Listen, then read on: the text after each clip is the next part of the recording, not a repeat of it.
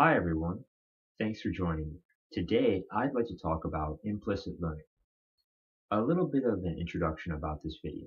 I'd like to begin with a nutshell definition of implicit learning, then I'd like to move on to a story that I read inside the literature, and then finally I'd like to end the video with how I think implicit learning is has its role to play in today's querying database search engine society. Okay. So, a nutshell definition of implicit learning.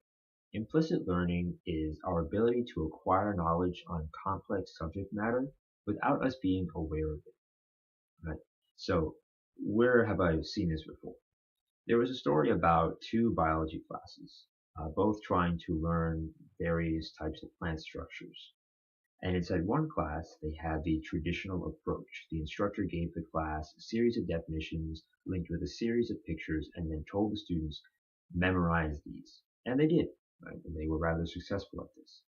The other class tried to employ a more implicit learning strategy where the students were given a volume of photographs. They were told very vaguely, try to bend these to your own understanding. And the students attempted this, tried, and they came up with their own definitions for the categories that they saw fit.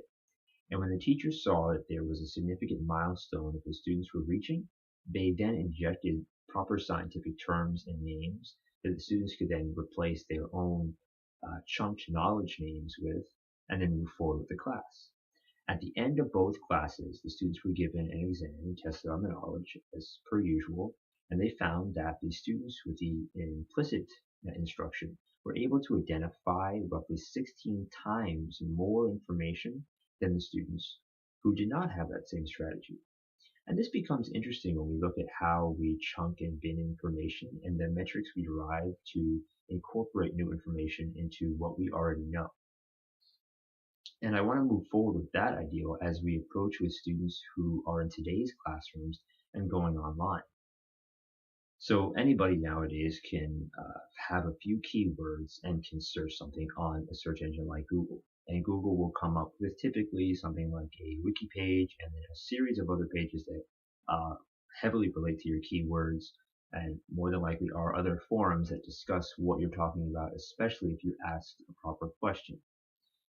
And this becomes very interesting because you have young students who can go online, find this information, and then come back inside the classroom, and it can be empowering to the classroom. The teacher can be the shepherd of this knowledge and can apply proper terms and ground the knowledge itself. And then we can also look at students who don't have this formal instruction, who are just being naturally inquisitive, and they will go online with a few keywords and say, oh, okay, how do I properly bin this knowledge? How do I properly ground it to society? And it's this grounding metric that is the next point of questioning, right? Is it if without formal instruction, what is grounding? Is it the limitations of the search engine itself? Is it some sort of like social media qualification? Is it something they've read into the literature? Or is it a combination of all of these things plus even a little bit more that I haven't discussed in this video? And so it just goes to show us that implicit learning strategies are going to show up in today's society and moving forward. And with that, I'd like to bring this video to a close. I've given you my definition of implicit learning, where I've read it, and then where I see and how it applies into today's society. So with that, I'd like to thank you for listening to me.